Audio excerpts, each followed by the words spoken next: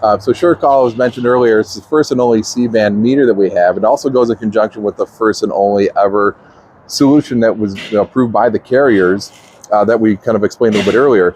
But what I want to show you here is just how easy this meter is to be able to utilize. And the goal behind it, obviously, is for us to ensure that the cellular signal strength on the outside is strong enough to be able to be boosted on the inside of the building itself. So it's going to be able to help us inspect the Verizon signal in both RSSI and RSRP.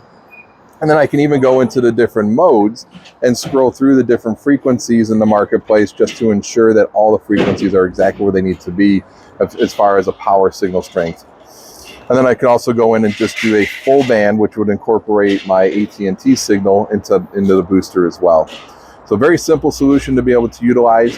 It has rechargeable batteries built into it. So as long as you've got it charged up, it's a tool available, ready to rock and roll out of the box.